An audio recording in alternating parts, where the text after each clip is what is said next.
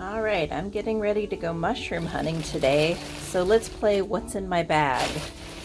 I do have an official mushroom hunting bag. It is a nice little mesh bag with a stripe, and it's got this little nylon pocket. So what am I putting in it? What am I taking with me? One thing is I have this little thing that has a flashlight, it's got a little compass, and it's a whistle. The whistle's for if you get into trouble and are trying to get somebody's attention. The compass is kind of self-explanatory. Sometimes if you're out, you might be places where you're not able to connect to things with your phone, or your phone dies. I have a knife. Those are good for mushrooms that are really stuck to things. Let's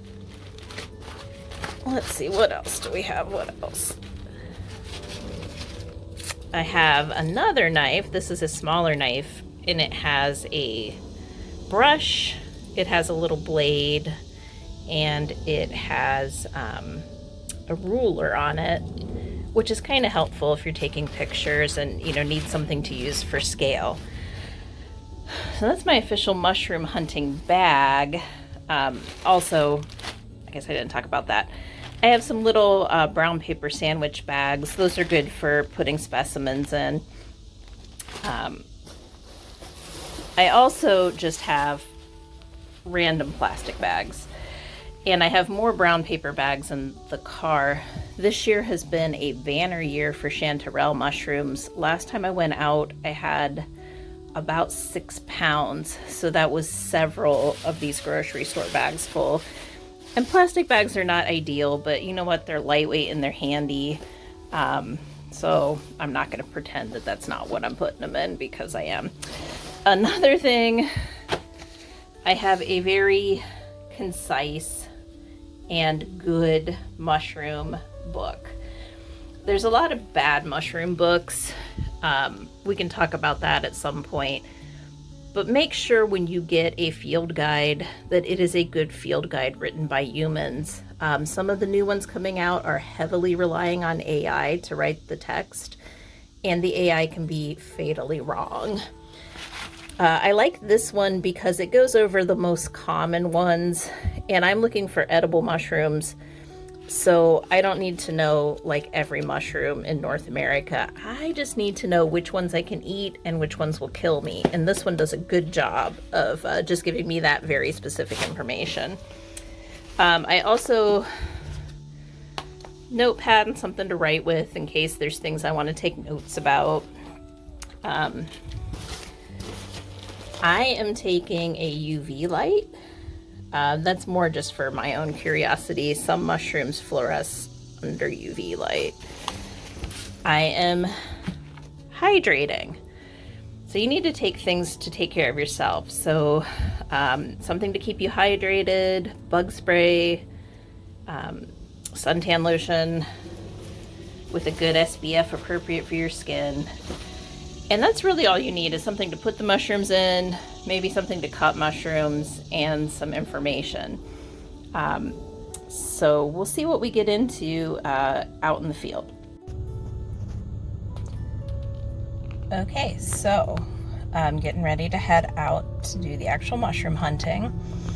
And so one of the most important things is probably to make sure wherever you're going that you are allowed to be there and you are allowed to be harvesting stuff. I'm going to be on private property and I have permission to take whatever I want. Some public places you can't forage, and some public places you can forage with permission. It is up to you to figure that out. Otherwise, it could be seen as poaching, and there could be some legal ramifications for that. So the burden is on you to figure out if you are where you're supposed to be and doing what you're supposed to be doing. Also, nobody's probably going to tell you where they found good edible mushrooms.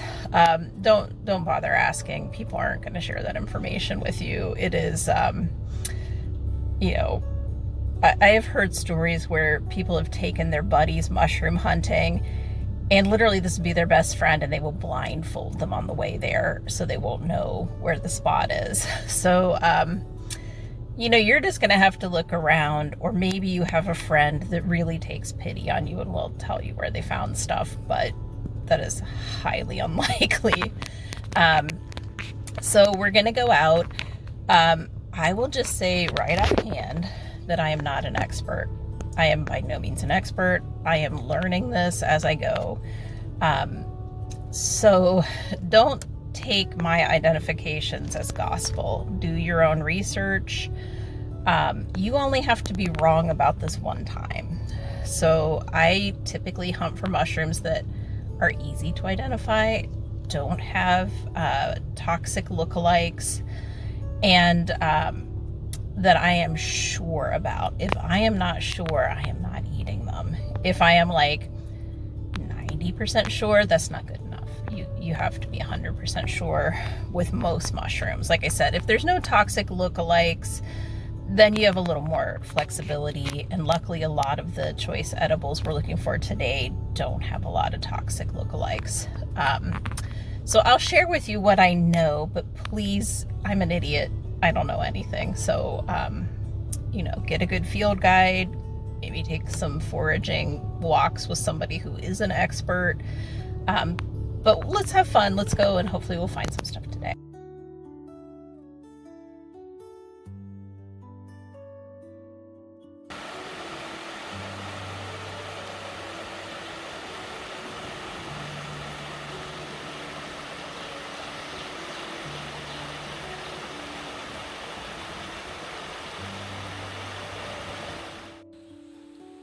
All right, so we found our first mushrooms, and let's have a look-see.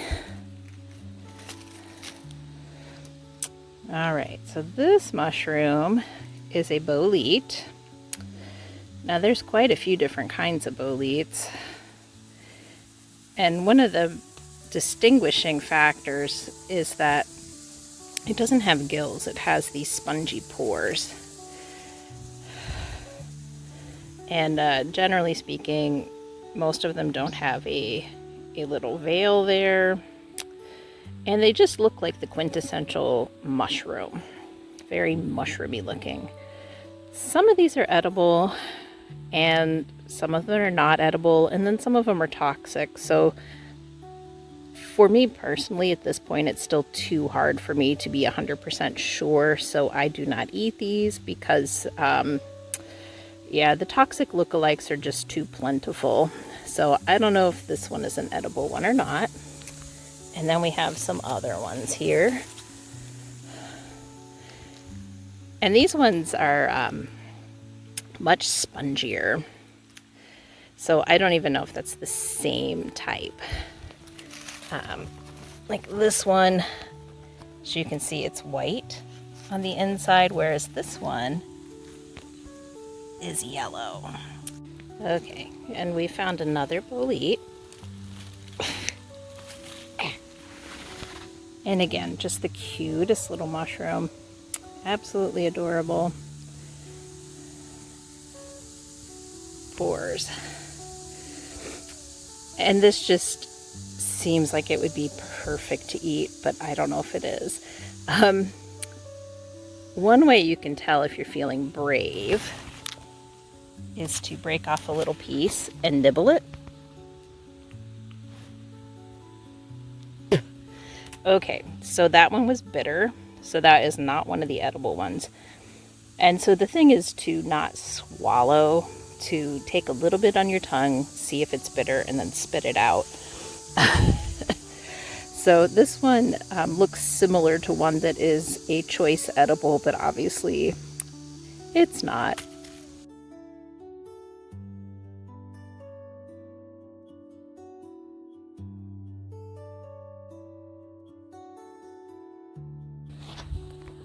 All right, I found this little twig that had these could potentially be oyster mushrooms. They don't check all the boxes, but they're checking some of the boxes. So they're growing on wood, they're white, and they have gills. What is giving me pause is these normally grow more in clusters, where these ones are growing a little bit more individual. So I'm leaving these because, again, if I'm not 100% sure, I'm not taking it home.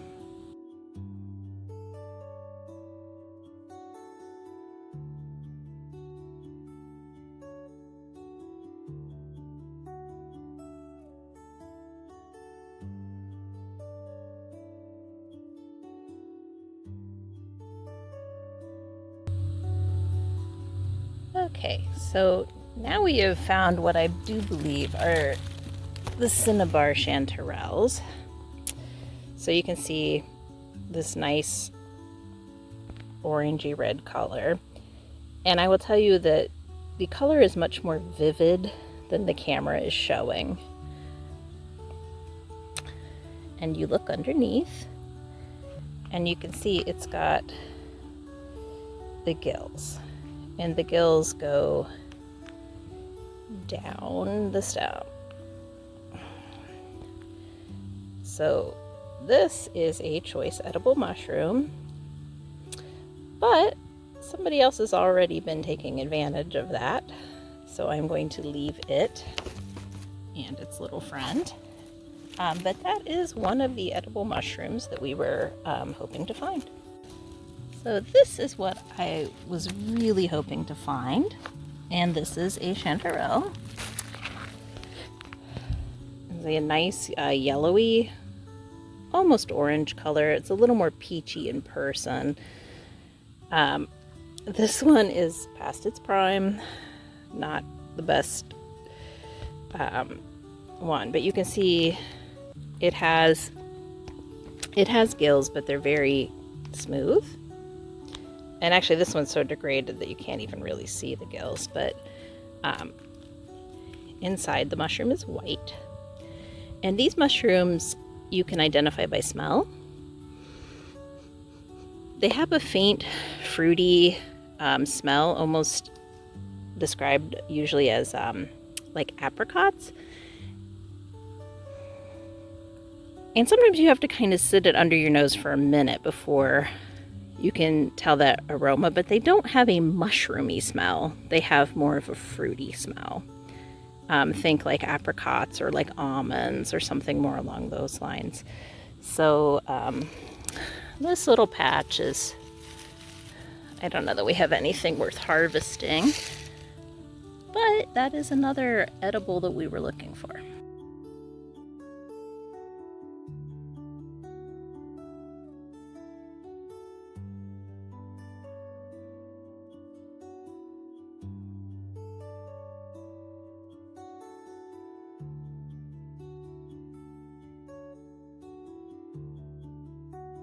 Popped out of the woods for a minute because there was a part that wasn't passable, and I found a feather. Pretty sure that is wild turkey, and I thought I heard some turkeys a little bit ago, so this probably confirms that that sound I heard was indeed wild turkeys.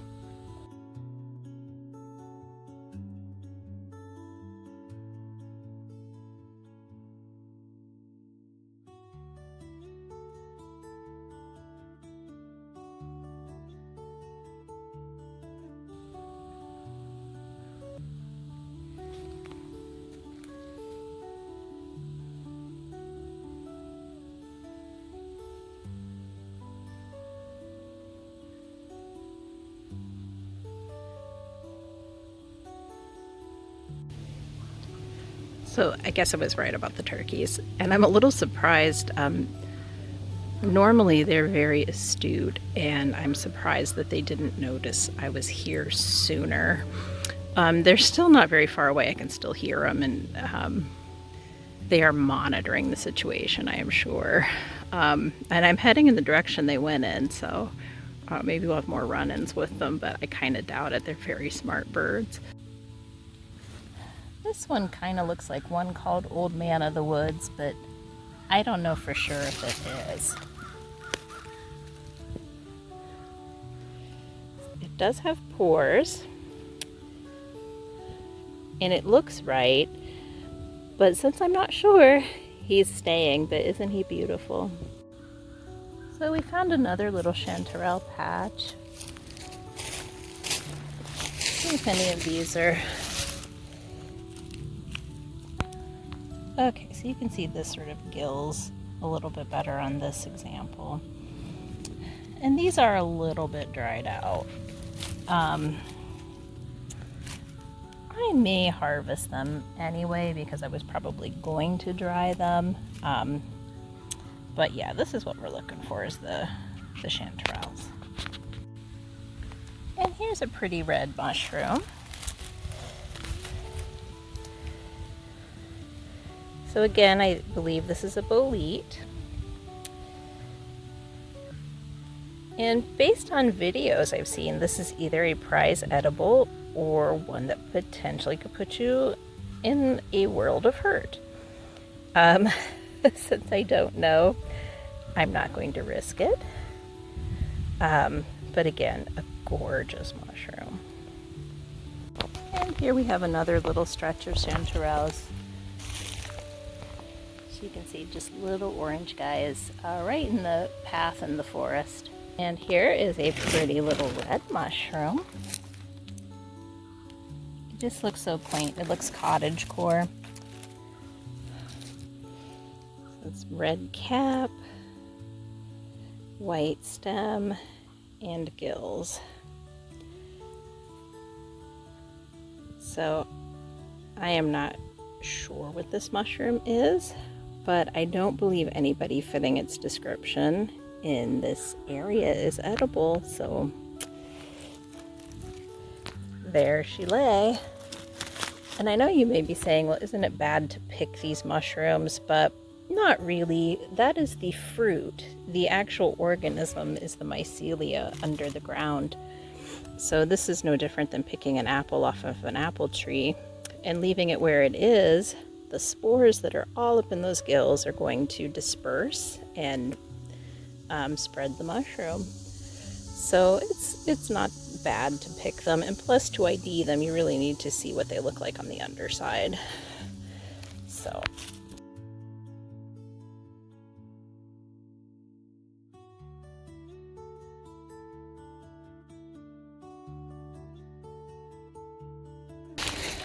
and I'm finding more chanterelles, but they're just a little too late. You can see they're kind of brown and crispy on the edges, but this is what we were looking for sure. So I'm gonna keep looking. I've found a few that were edible still, but I think, yeah, we're just a little past the season at this point.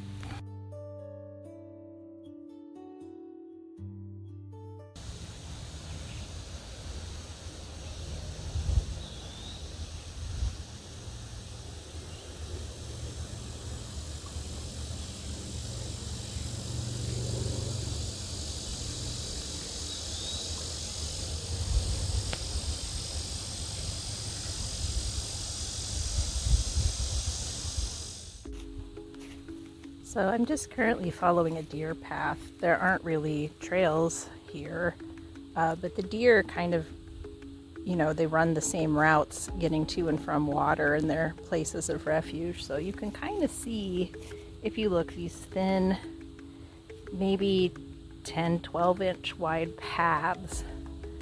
And usually they're pretty good to follow, although sometimes the deer will lead you into bramble because apparently they don't care about that. All right. I did not think I was going to have a chance to talk to you about this one. I saw this one last month. This is ghost pipe. It's not a true mushroom. Very prized medicinal plant. And one of the things that I have in my bag that I did not mention, sorry for the finger, is that I have a mason jar full of Everclear, because I want to make a tincture of this. Now, they're so fragile that the best thing to do is to put them right into the alcohol. No wasting time, just get it in there because they will fall apart by the time you get back from your hike. So I'm very excited to have some ghost pipe. I thought we were past the season, but apparently not.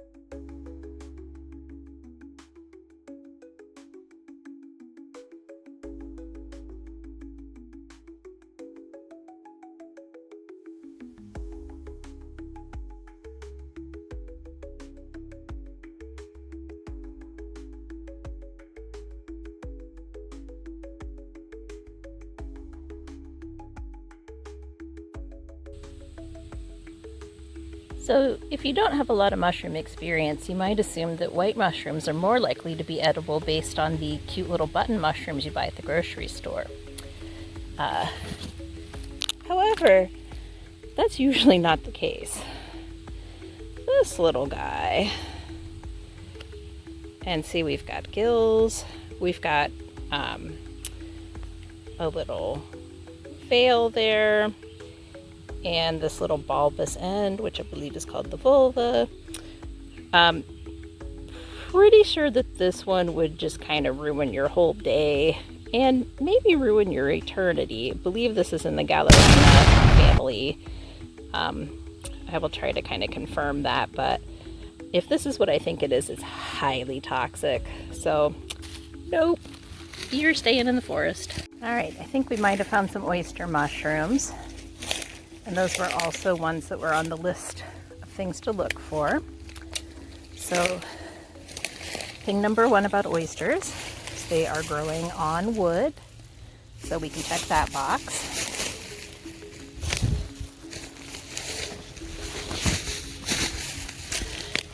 They are growing in clusters. So, check.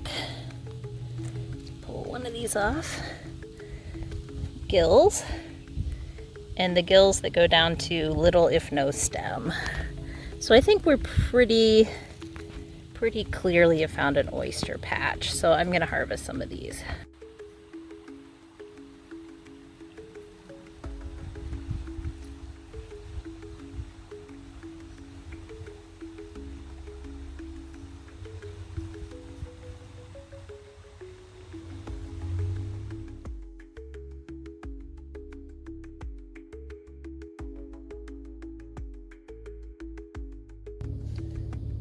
Alright, so it's many hours later. The sun's about to go down. I've been out in the woods all day, so I look haggard, of course. I didn't find a whole lot more mushrooms. I did find, like, I filled 2 bags up with chanterelles. And honestly, there were probably 15-20 pounds of them out there, but they were not good anymore. So, oh well, mushrooms are all about timing. You win some, you lose some. But I've got some, and that's great. And I have the oyster mushrooms, so all is not lost. And I found another mushroom that I brought home. I think it might be edible, but I am going to do some serious research before I test that personally. So now I'm just going to clean them and throw them in the fridge and deal with them tomorrow. Anyway, so that was my mushroom hunting day.